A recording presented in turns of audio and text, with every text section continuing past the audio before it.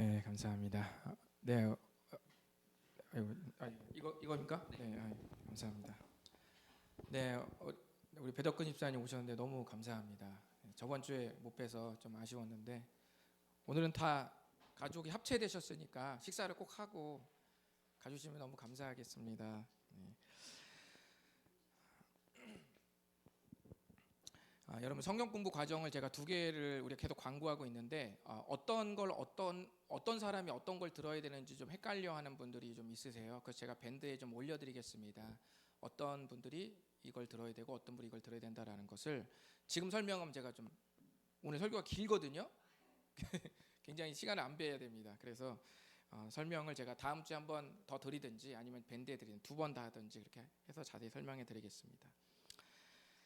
2022년 재단법인 청년재단에서 5,425명을 대상으로 최근 1년간 불안을 느낀 적이 있냐고 물었답니다. 청년들 5,000명에게 뭐라고 대답했을 것 같으세요? 91.5%라는 압도적인 이 통계로 거의 대부분의 청년들이 나는 지금 불안을 느끼고 있다라고 그렇게 말했습니다. 그래서 그 다음 질문을 했어요. 그 이유가 무엇이냐고 물었더니 첫 번째는 미래가 불확실하다.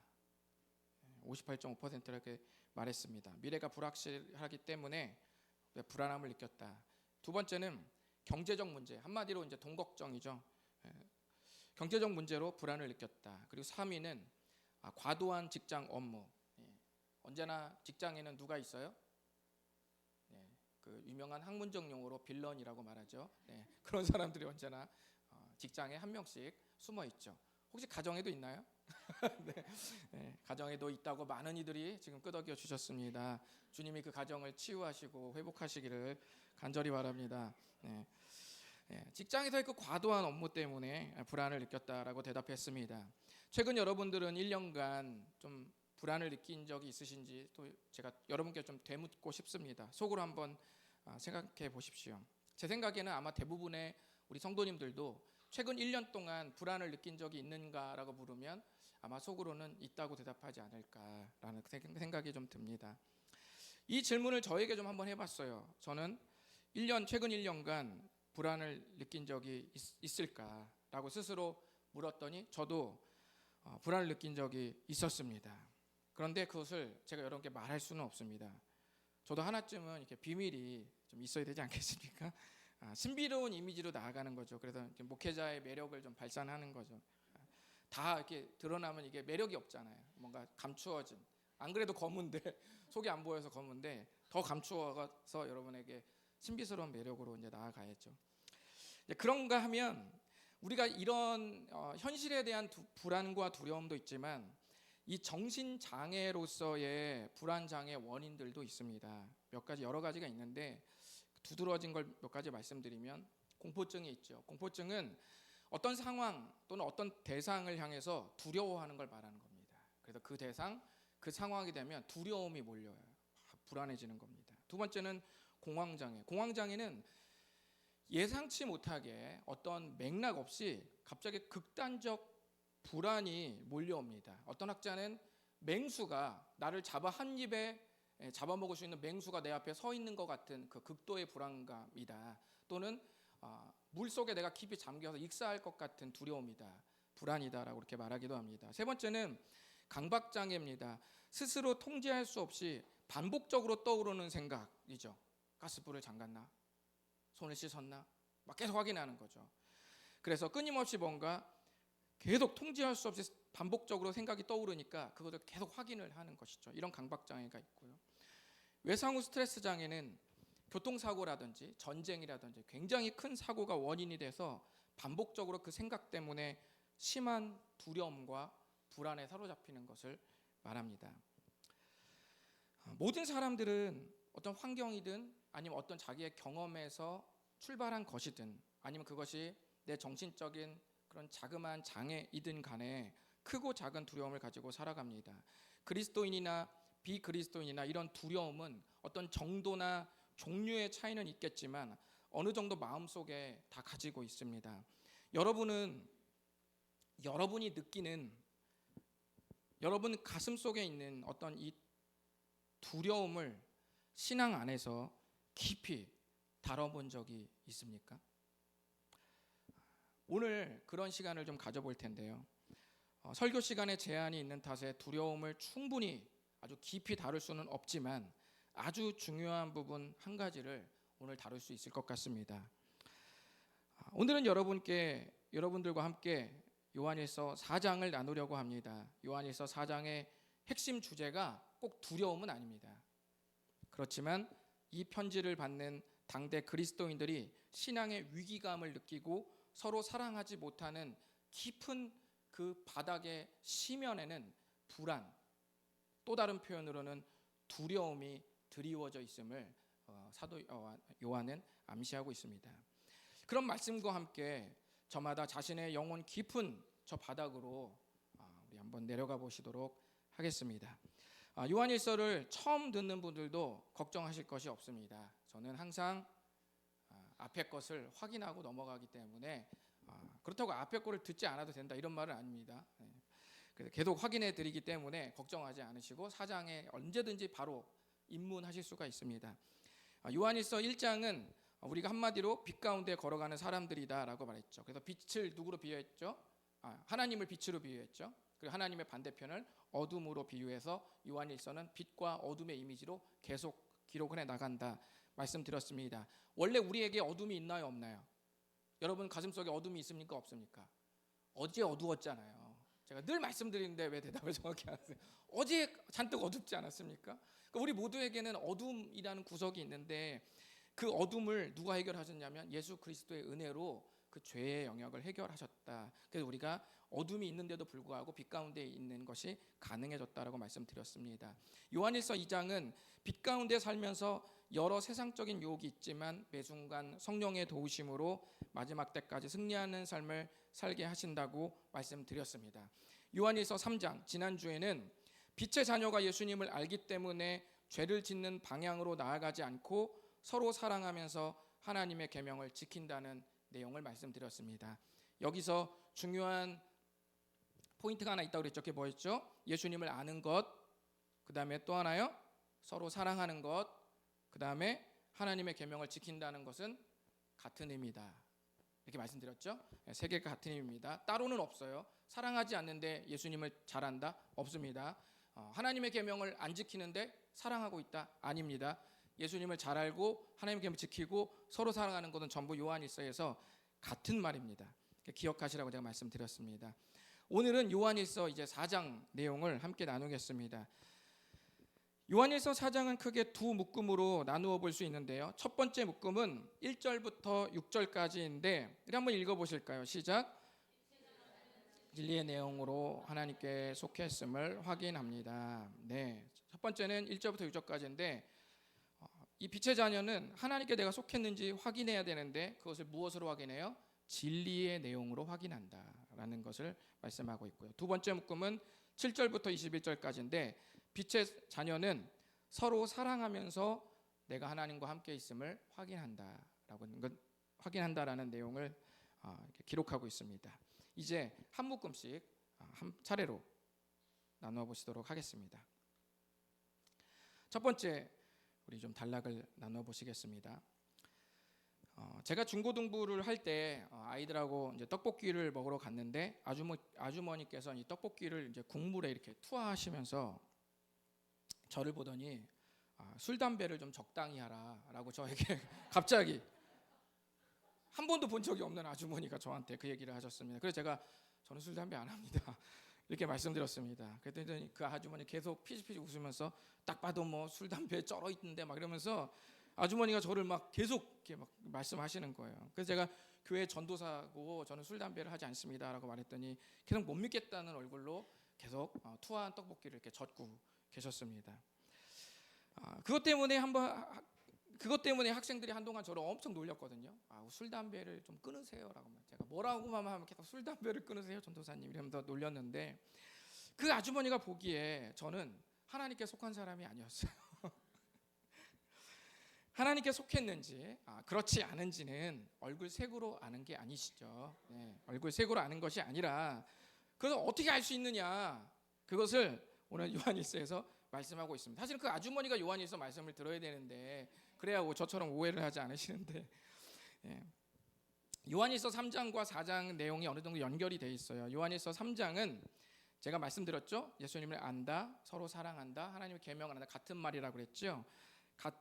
이 같은 말이라고 제가 말씀을 드렸으면서 이 가르침이 무슨 가르침이냐면 빛 가운데 있는 가르침이다 이렇게 말했어요. 빛 가운데 있는 가르침이에요. 이게 이 세 개를 결합하는 거죠. 세상의 가르침은 뭐예요? 이 세 개를 찢는 게 세상 가르침이고 세 개가 같은 의미라고 가르쳐주는 게 빛 가운데 있는 가르침입니다. 이 내용을 그대로 받아서 이제 요한일서 4장은 뭘 말하려고 하는 거냐면 빛 가운데 있는 가르침과 어둠 가운데 있는 가르침을 어떻게 구분할 수 있느냐는 거예요. 이 두 개를 어떻게 구분할 수 있느냐. 1절을 한번 다 같이 읽어보겠습니다. 1절 시작. 사랑하는 자들아 영을 다 믿지 말고 오직 영들이 하나님께 속하였나 분별하라. 많은 거짓 선지자가 세상에 나왔습니다. 아멘. 참고로 요한일서에는 하나님께 속했다는 말과 하나님께로부터 났다는 표현이 나오는데 같은 말입니다. 원어로는 같아요.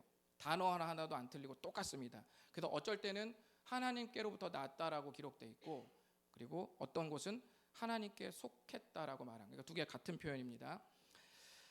앞으로 이 말이 나오면 같은 뜻으로 계속 생각하시고 이렇게 읽어주십시오.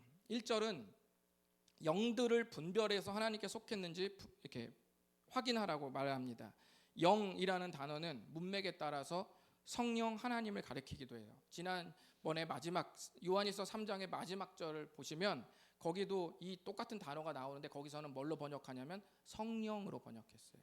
그러니까 영이라는 단어는 어떤 곳에서는 성령으로 가리키기도 하지만 또는 하나님의 반대편에서 우리의 욕망을 자극하는 세력이나 악한 영을 가리키는 표현으로도 쓰입니다.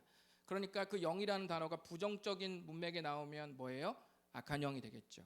그리고 하나님과 관계되고 하나님께 속한 것으로서 그 영이 계속 표현되면 그 영은 뭐라고요? 성령으로 이렇게 번역을 하는 겁니다. 성경은 그렇게 나누어져 있습니다. 단어는 같지만 뜻은 그렇게 둘로 나누고 있습니다. 요한은 이 영들을 분별해야 한다라고 이렇게 말합니다.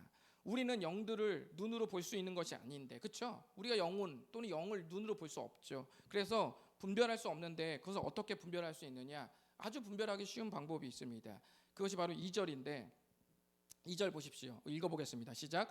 이로써 너희가 하나님의 영을 알지니 곧 예수 그리스도께서 육체로 오신 것을 시인하는 영마다 하나님께 속한 것이요. 아멘.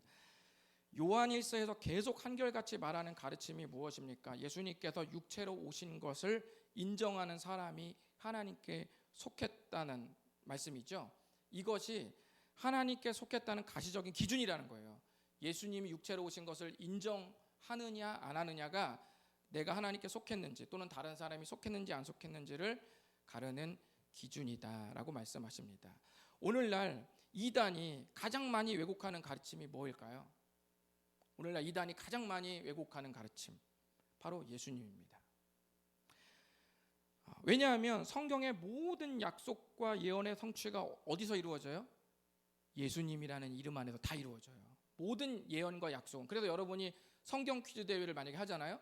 잘 모르잖아요. 공부 안 한 사람은 무조건 예수님이라고 다 쓰면 그 단어로 몰았으면 한 50점은 다 맞습니다. 똑같이 예수님 안에서 모든 약속이 성취되는데 이단들이 그것을 알기 때문에 다 이단들은 교주들이 자기를 뭐라 그래요? 내가 예수다 이렇게 말해요. 내가 예수다 이렇게 말합니다. 그래야지만 성경에 있는 모든 가르침을 자기를 위한 걸로 엮어낼 수가 있어요. 자기를 예수라고 말하지 않으면 성경의 가르침을 절대로 자기에게 묶을 수 없습니다. 자기를 예수님이라고 말함으로써 성경에 있는 모든 가르침을 자신 안으로 가지고 들어올 수 있는 거죠. 아주 무서운 겁니다. 이 정도까지 이 교주들이 그 사람들을 가스라이팅하면 돈도 마음대로 가져오라고 할 수 있어요. 집도 팔으라고 말할 수 있습니다. 그래도 아무런 부담 없이 집도 팔고 돈도 다 가지고 오고 월급 하루 종일 일해서 한 달 월급도 다 갖다 바칠 수 있습니다. 그리고 가정도 분열시킬 수 있습니다. 이 정도 단계까지 하면 이게 가능하죠. 그런 의미에서 저는 정말 참 목사가 맞는 것 같습니다. 왜냐하면 제가 돈을 입금하라고 여러 명한테 말했거든요. 근데 한 명도 저한테 돈을 입금한 사람이 없어요. 그것만 봐도 제가 얼마나 참 목사라는 것이 여기서 증명이 되고 있는. 제가 전도사님에게 항상 입금하라고 하는데 한 명도 저한테 입금한 사람이 없어요. 그러니까 저는 엄청 참 목사라는 게 더 증명이 되는 겁니다. 너무 심각하게 듣지 마세요. 또 어떤 분들이 또 오해하실까. 네. 적군이 가장 집중적으로 공격하는 지역이 군사 요충지 아니겠어요? 마찬가지로 잘못된 가르침이 가장 집중적으로 비틀어지고 왜곡되는 지점이 가장 중요한 가르침일 수 있겠죠. 언제나 하나님의 반대편에서 우리를 무너뜨리는 세력은 성경에서 말하는 예수님을 믿지 못하게 하거나 아니면 성경에서 말하는 예수님을 비틀어서 왜곡시킵니다. 그래서 예수님을 어떻게 여겨요? 나와 함께 하지 않는 예수님으로 만듭니다. 그리고 무서운 예수님으로 만듭니다. 그리고 힘이 없는 예수님처럼 느끼게 해서 주님을 신뢰하지 못하도록 만들어요. 예수님이 능력 있고 우리를 심판하시는 능력에 아주 강한 우리 그 주님이 아니라 아주 힘없는 분이에요. 졸졸졸졸 우리를 따라다니는, 마치 스토킹하는 그 어떤 사람처럼 질질질 끌려다니는 예수님처럼 느끼게 만들어요. 피곤하게 느끼게 만들죠. 이렇게 만들어서 오히려 잘못된 가르침에 빠지도록 만들죠. 이 설교를 듣는 우리 성도님들은 나는 예수님을 믿으니까 괜찮다고 생각할 수 있습니다. 나는 저거에 해당되지 않는다라고 말씀할 수 있는데요. 맞는 말씀이시긴 한데 우리가 예수님을 믿어도 성령께서 우리를 협박해서 끌고 가시는 게 아니죠. 우리 마음을 인격적으로 두드리고 노크해서 죄를 짓지 않는 방식으로 우리를 인도하시지 않습니까? 반대로 하나님의 반대편에 있는 또 다른 영은 우리를 충동질하고 어떤 음흉한 생각과 언행을 우리가 언제든지 영향받을 수 있도록 만듭니다. 그래서 우리가 하나님께 속했지만, 소속은 하나님께 속했지만 살면서 육신의 정욕, 안목의 정욕, 이생의 자랑의 유혹을 받도록 만들 수 있다는 것을 여러분께서 기억하셔야 합니다. 최근 여러분이 했던 생각들, 최근 여러분이 했던 언행들을 떠올려 보십시오. 하나님께 속했지만 하나님께 속하지 않은 언행은 없었습니까? 하나님은 요한 1서를 통해 이런 세대의 풍조를 아시고 영들을 분별하라고 말씀한 것입니다. 우리 4절을 한번 읽어보겠습니다. 시작. 자녀들아 너희는 하나님께 속하였고 또 그들을 이기었나니 이는 너희 안에 계시니까 세상에 있는 자보다 크심이라. 아멘. 우리가 매일 넘어지고 무너져도 다시 일어날 수 있는 힘은 우리가 믿는 예수님이 이미 최악의 세력에 맞서 이기셨다는 것입니다. 그게 중요합니다. 이기고 있는 중이다 또는 앞으로 이길 거다가 아니라 이기셨다, 이기셨습니다. 그럼 우리가 믿는 예수님이 이미 이기셨는데 우리는 왜 자주 넘어질까요? 그분은 이기셨는데 우리가 이기신 예수님을 믿으면 우리도 이겨야 되는데 우리는 왜 자주 넘어질까요? 그 이유는 예수님 안에서, 그 이름 안에서 내 현실을 깊이 다뤄본 적이 없기 때문입니다. 아예 우리가 안 넘어질 수는 없습니다. 현실을 살면서 아예 죄를 안 짓거나 아예 안 넘어질 수는 없죠. 그렇지만 예수님의 이름 안에서 인생의 문제를 깊이 다루는 사람은 승률이 올라갑니다. 장담할 수 있어요. 제가 이것은 장담할 수 있습니다. 예수님 안에서 문제를 다루면 언제나 우리는 새로운 사실을 깨닫습니다. 나와 함께 하시는 주님이 세상보다 크시다는 사실을 깨닫게 됩니다. 4절에 기록해 있잖아요. 이는 너희 안에 계시니까 세상에 있는 자보다 크심이라. 예수 그리스도 안에서 이 현실의 문제를 깊이 다루면 바로 이 지점에 우리가 다다르게 됩니다. 그러면 승률이 올라가죠. 그러면서 거기서 견딜 힘이 나오고 동일한 사람을 보는 관점도 달라집니다. 그리고 고난이 다르게 해석됩니다. 예수님께서 십자가를 지시기 전날 밤 제자들에게 말씀하셨습니다. 내가 이것을 너에게 이르는 것은 너희로 내 안에서 평안을 누리게 하려 함이라. 십자가도 죽는다는 사실을 말하는 그것이 내 안에서 평안을 누리게 함이라라고 말씀하시는데 왜 그럽니까? 세상에서는 너희가 환난을 당하라 담대하라 내가 세상을 이기었노라 말씀하셨습니다. 십자가의 소식이, 십자가의 사건이 세상을 이겨버리는 사건이 된다는 거예요. 그래서 너네가 듣기에는 암울하고 어두컴컴하지만 그 소식이 결국 그 안에서 너희가 다시 승리하고 이길 수 있다라는 소망을 발견하는 지점이라는 거예요. 그 지점을 내가 만들기 때문에 이것을 너희에게 이른다는 것입니다. 십자가를 지신 예수님 안에서 죄의 세력에 정복당했기 때문에 우리가 일상에서 승리하기 위해서는 문제가 정복당한 나와 바리 안으로 우리 문제를 가지고 들어와야 됩니다. 홈구장하고 적진하고는 다른 거잖아요. 홈구장에서 싸워야 되는데 우리가 적진에서 싸우는 거예요. 그러니까 지원군이 없어서 자주 실수하는 겁니다. 문제가 정복당한 운동장 안으로 문제를 끌고 들어와야 됩니다. 그러면 새로운 현실 세계가 열립니다. 새롭게 해석이 됩니다.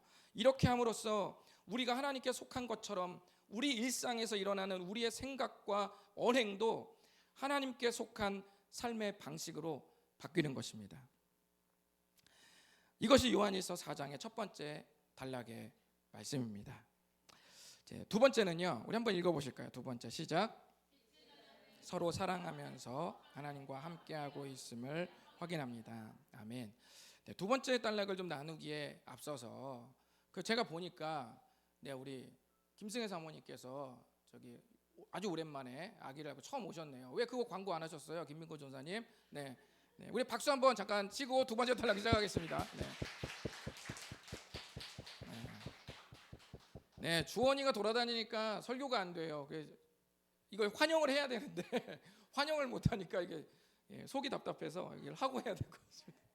걔도 얼굴이 보이는데 반가운데 인사를 못 하니까. 우리 두 번째 단락을 좀 나눠 보실까요? 서로 사랑하면서 하나님과 함께 하고 있음을 확인한다는 내용입니다. 특별히 일상의 삶 중에 서로 사랑하는 삶을 집중적으로 다루고 있습니다. 일상이 여러 개가 있잖아요. 여러 삶이 있는데 그 중에 서로 사랑하는 삶을 집중적으로 다룹니다. 그러면서 그리스도의 사랑에 대한 중요한 통찰을 말씀해 줍니다. 4장 7절과 8절을 보시면 우리 하나님은 이렇게 말씀하시죠. 사랑하는 자들아 우리가 서로 사랑하자. 다시 우리가 서로 사랑하자고 권합니다. 사랑에 대한 권면은 계속 나왔죠. 3장에서도 서로 사랑하라고 나왔죠. 계속 나옵니다. 1장, 2장도 나옵니다. 그러면서 사랑하는 삶이 하나님께 속한 삶이기 때문에 하나님을 알 수밖에 없다고 말합니다. 왜냐하면 하나님은 사랑이시기 때문입니다. 사랑이신 하나님을 품었는데 사랑이 안 나가면 고장난 거죠. 그러니까 우리가 사랑을 못할 수는 있지만 그것이 정상은 아니잖아요. 고장난 거라고 생각해야죠. 왜냐하면 하나님은 사랑이시기 때문입니다. 그럼 그 사랑이 어떻게 구체화되었을까요? 한번 우리 9절을 읽어보겠습니다. 시작. 하나님의 사랑이 우리에게 이렇게 나타난 바 되었으니 하나님이 자기의 독생자를 세상에 보내심은 그로 말미암아 우리를 살리려 하심이라. 아멘. 사랑은 손에 잡히지 않는 추상명사인데 그 사랑이 어떻게 구체화되었을까요? 손에 잡히는 사랑이 되었을까요? 9절은 이렇게 말합니다. 하나님의 사랑이 이렇게 나타났다. 보이지 않는 하나님의 사랑이 이렇게 우리 눈에 가시적으로 손에 잡힐 듯 나타났다. 이렇게 말씀합니다. 그게 뭡니까? 자기의 독생자를 세상에 보내셔서 우리를 살린 그 이야기가 하나님 사랑의 구체적인 표현이라고 말씀합니다. 하나님의 사랑이 의심될 때마다 이 구절을 펴서 읽으십시오. 하나님 저를 사랑하기는 한 겁니까? 저를 사랑하는 게 맞아요? 저를 과연 사랑하는 게 맞습니까? 라는 의심이 자꾸 들 때 4장 9절을 읽으십시오. 여러분은 누군가에게 여러분의 유일한 아들을, 여러분의 유일한 딸을 줄 수 있나요? 아니 유일한 걸 넘어서서 자녀가 둘이면 둘 중에 하나를 줄 수 있나요? 아니 뭐 둘인데 뭐 하나 못 주겠어? 절대 이런 생각은 없죠. 우린 줄 수 없습니다. 그런데 9절을 보세요. 그것으로 우리의 대답은 충분합니다. 또 이 사랑에 대해서 이어서 아주 중요한 사실을 하나 더 말씀하는데요. 사랑은 여기 있으니, 우리가 하나님을 사랑한 것이 아니요 하나님이 우리를 사랑하사 우리 죄를 속하기 위하여 화목제물로 그 아들을 보내셨습니다. 이렇게 말했습니다. 사랑은 여기 있으니, 이 뜻은 이것이 사랑이다, 이렇게 말입니다. 수많은 러브가 다니지만 이게 진짜 더 러브다, 이렇게 말하는 거예요. 이것이 사랑이다, 이게 원어의 뜻이에요. 이게 진짜 사랑이다 라는 겁니다. 그러면서 9절 10절에 하나님 사랑이 얼마나 구체적으로 표현되었는지 말씀하셨습니다. 여기서 하나님의 사랑이 왜 최상급 사랑인지 두 근거를 말씀하는데, 첫 번째는 하나님의 사랑은 어떤 사랑이에요? 가장 소중한 것을 주시는 사랑입니다. 9절에 보시면 하나님은 우리를 살리기 위해 독생자를 보내셨다고 아까 했는데, 독생자라는 그 유일한 말에는 하나뿐이라는 말도 있지만 소중하다는 의미를 담고 있습니다. 하나님은 우리를 살리기 위해서 유일하신 가장 소중한 아들을 보내셨습니다. 두 번째 하나님의 사랑의 특징은 어떤 사랑이냐면 먼저 표현하는 사랑입니다. 좀 전에 10절에 보면 우리 죄를 대속하기 위해서 화목제물로 그 아들을 보내셨다고 했습니다. 여러분 잘 보십시오. 우리가 먼저 하나님을 사랑한 후에 주님이 그 모습을 보고 아이고 기특하다라고 이제 내 아들을 줄게라고 한 게 아니라 어떻게 하셨죠? 우리가 죄인일 때 주님이 먼저 찾아오셨다는 거죠. 사랑을 표현하되 먼저 표현하기란 정말 어려운 겁니다. 사역을 하다 보면 누군가의 관계에 위기가 찾아올 때가 종종 있습니다.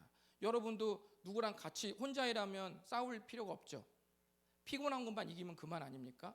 그런데 누구랑 같이 일하면 어때요? 꼭 거기에 갈등이 생깁니다. 저도 사역을 하면은 꼭 누구와 그 관계에 위기가 찾아올 때가 있는데, 서울에 계신 우리 원로 목사님은 저에게 항상 그런 일이 생길 때면 언제나 네가 먼저 표현해야 된다라고 저에게 말씀하셨습니다. 네가 잘해도 네가 먼저 표현해라. 네가 잘했어도 네가 먼저 표현해라. 언제나 그렇게 가르치셨어요. 그런데 목회 현장에서 실천하려니 먼저 표현하는 게 그렇게 힘들 줄 몰랐습니다. 이 중에 여러분 한번 손들어서 대답해 보십시오. 이 중에 그러니까 여러분이 내가 잘못했을 때 먼저 손을 내밀어 내가 실수했다고 미안하다고 말할 수 있는 사람 손들어 보십시오. 여러분이 잘못했어요. 둘 간의 관계에서 여러분이 잘못했는데 제가 실수했습니다라고 먼저 이렇게 손을 내밀어서 미안하다고 말할 수 있는 사람 손들어 보세요. 네, 지금 한 40명 정도가 손을 들었습니다.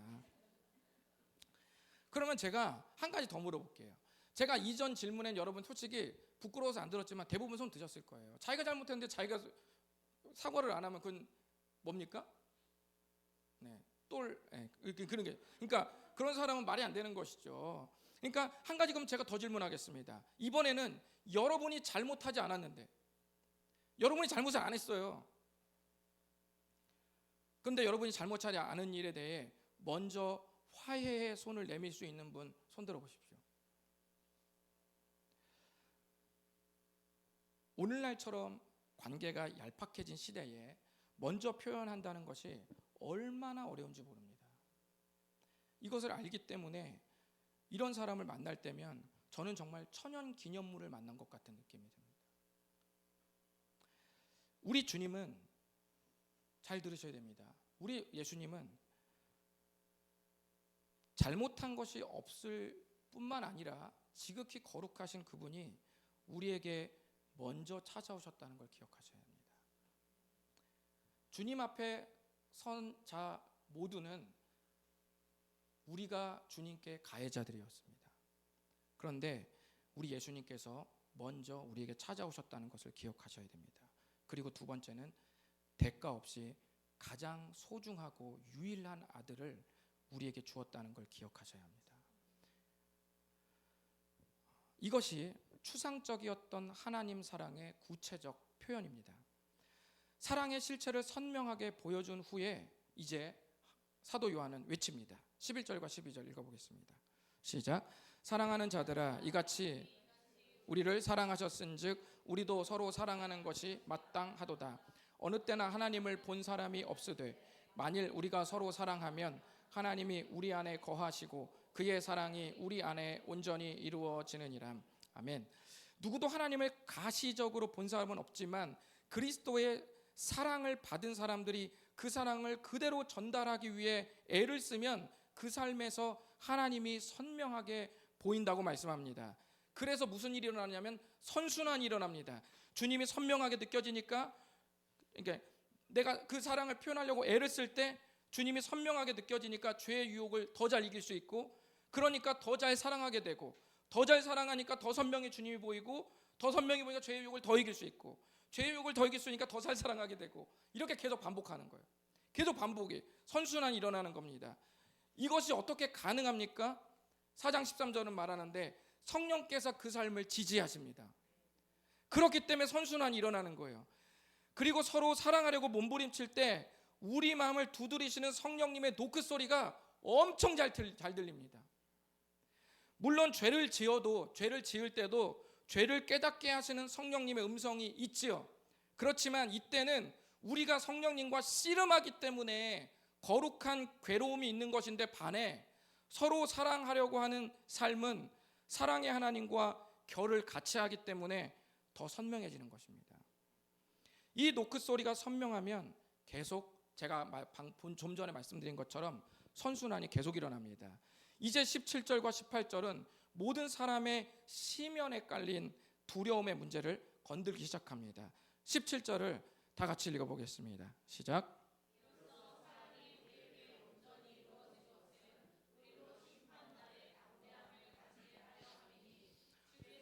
그러하심과 같이 우리도 이 세상에서 그러하니라.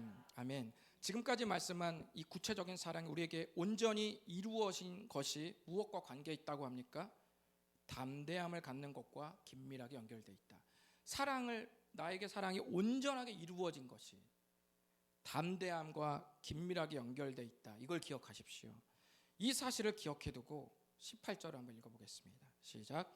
사랑 안에 두려움이 없고 온전한 사랑이 두려움을 내쫓나니 두려움에는 형벌이 있음이라.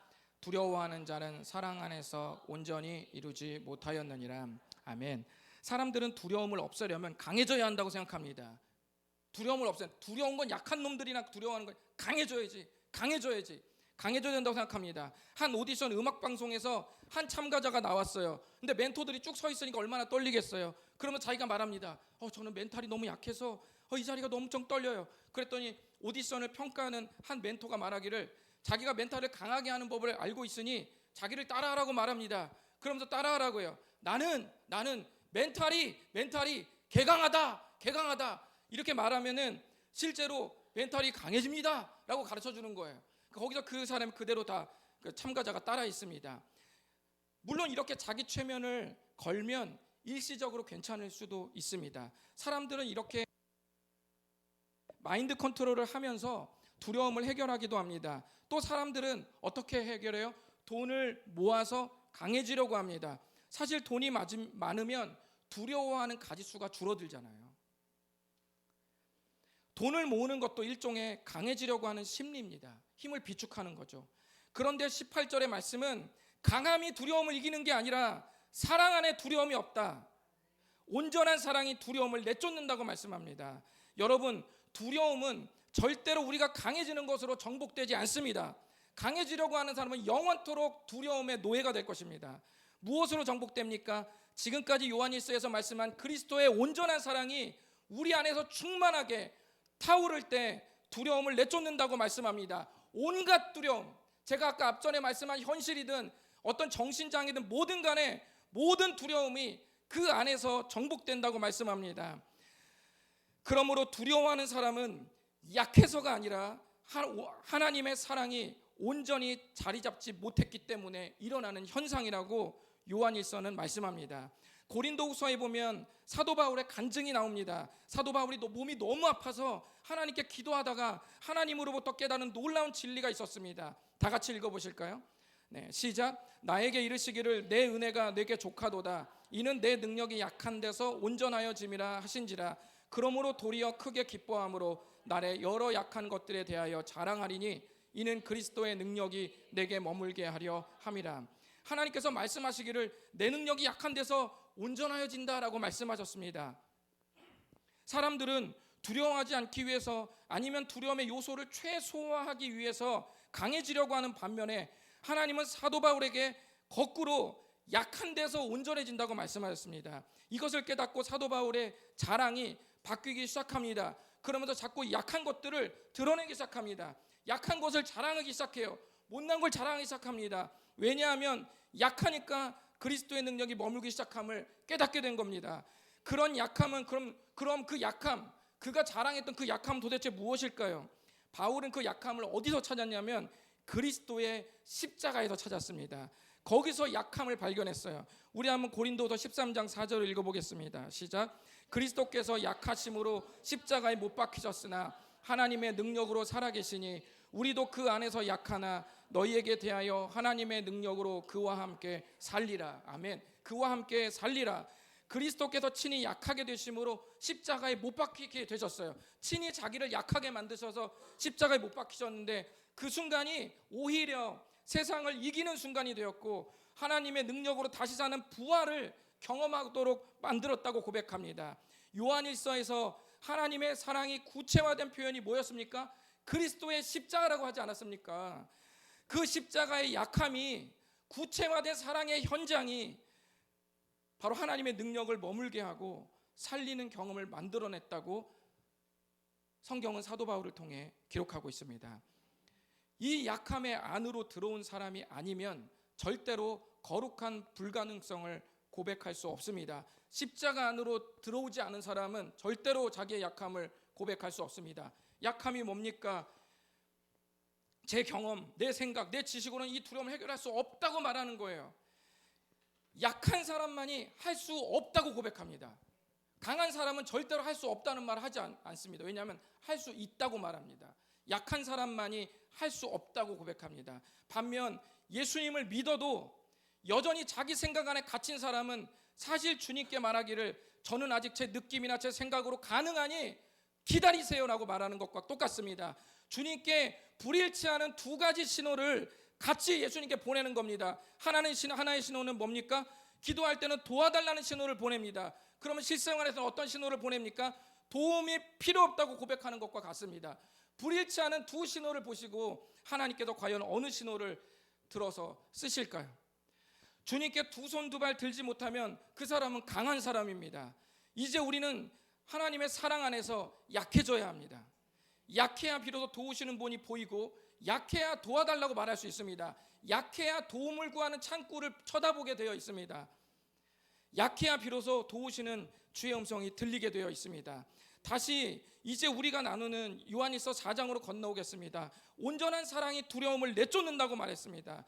묵상할 때 사랑에 대해서 한 3단계로 묵상해 보시기를 여러분께 좀 권합니다. 첫 번째는 나는 예수님을 사랑하는가? 라고 먼저 질문해 보십시오. 스스로 영혼에. 만약 대답할 수 있다면 아마 대부분 하실 겁니다. 아멘이라고 하실 거예요. 대답할 수 있지만 혹 그럼에도 불구하고 대답할 수 없는 분은 그 이후에 내가 왜 사랑한다고 대답할 수 없는지 끝까지 추적하십시오. 핵심은 끝까지 추적하십시오. 첫 번째 질문에 통과한 사람, 아멘이라고 대답한 사람은 두 번째, 나는 예수님의 사랑을 뼈저리게 느끼고 있는지 질문해 보십시오. 예수님을 사랑하는데 예수님의 사랑에 대해서 와닿지 않을 수 있습니다. 혹 그런 사람은 예수님의 사랑이 나에게 왜 미지근하거나 왜 의미 없이 냉랭해졌는지 끝까지 추적하십시오. 첫 번째와 두 번째 질문에 아멘이라고 대답하시고 잘 통과하신 분들은 마지막 세 번째 질문에 나는 예수님의 사랑을 모든 이에게 표현하는 것에 익숙한지 스스로에게 질문하십시오. 세 번째 질문의 핵심은 모든 이에게입니다. 왜냐하면 하나님은 모든 사람을 사랑하시기 때문에 선별적 사랑은 하나님의 사랑이 아닙니다. 만약에 우리 하나님께서 선별적 사랑을 하셨다면 그 제외 대상 1호는 바로 저와 여러분입니다. 그런데 우리 주님께서 그 누구도 제외시키지 않았기 때문에, 배제하지 않았기 때문에 그 사랑의 울타리에 우리가 들어간 겁니다. 우리의 이름 석자가 그 이름 안에 기록된 것입니다. 나의 사랑이 선별적으로 향한다면 그것은 하나님의 사랑이 영향을 적게 미치고 있는 겁니다. 또는 하나님의 사랑이 없거나 둘 중 하나입니다. 그것을 기억하셔야 됩니다. 만약 내가 받은 사랑은 감격하는데 그 감격이 다른 사람에게 표현할 때 많은 손실이 생긴다면 왜 손실이 생기는지 끝까지 추적하십시오. 그리스도의 사랑이 우리 안에서 활활 타오르게 하는 것은 상대를 위한 삶이기도 하지만 결정적으로 우리 안에서 두려움을 내쫓는 엄청난 능력의 삶이기도 합니다. 이렇게 온전한 사랑에 담긴 비밀을 나누고 실천하기를 명령하면서 요한일서 4장은 끝을 마칩니다.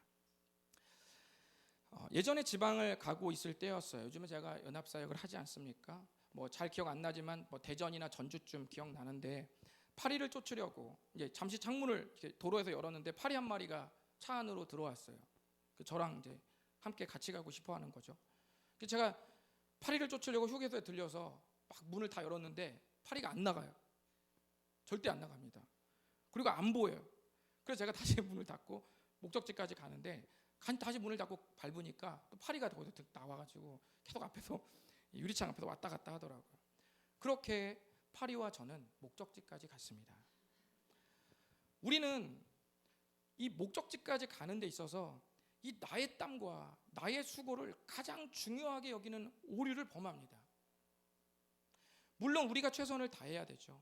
물론 땀과 수고를 아낌없이 흘려야겠죠. 하지만 그 처절한 삶의 대가로 지금의 내가 주어졌다고 생각하면 오산입니다. 여러분의 피땀으로 지금의 여러분이 되었다고 생각하면 오산입니다. 그리스도의 사랑이 여러분을 휘어잡아 여기까지 왔다는 생각을 해보신 적은 없습니까? 강함이 두려움을 내쫓는 게 아니라 온전한 사랑이 두려움을 정복하는 겁니다. 현대 시대를 압축 요약하면 불안과 두려움의 시대입니다. 우리는 이 시대를 어떻게 살아야 할까요? 추상적인 하나님의 사랑이 우리 안에서 예수님으로 구체화된 온전한 사랑 안에 거할 수 있도록 해야 됩니다. 우리의 삶이 그 사랑 안에 있어야 합니다. 기도하겠습니다. 우리 두 손을 눈을 감으시고 좀 우리 모두 선포했으면 좋겠는데 눈을 감은 상태에서 저를 따라서 한번 외쳐주시기를 바랍니다. 모든 두려움아 나에게서 떠나가라. 나는 모든 두려움을 정복하신 예수 그리스도를 사랑한다. 모든 두려움을 정복하신 예수 그리스도를 사랑한다. 나의 영혼을 그의 이름 안에 두었으며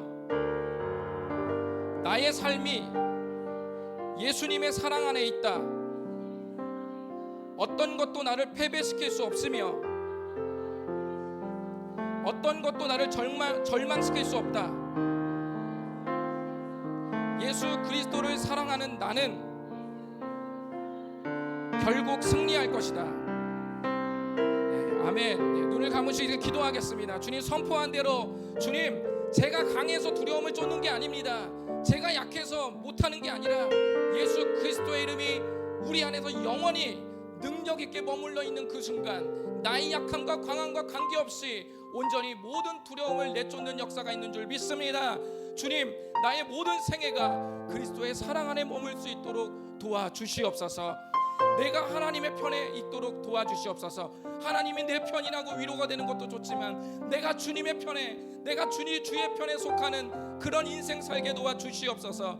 그러므로 말미암아 그 사랑 안에서 발산되는 놀라운 능력으로 모든 두려움을 내쫓게 하옵소서. 다 같이 주 앞에 기도하시겠습니다.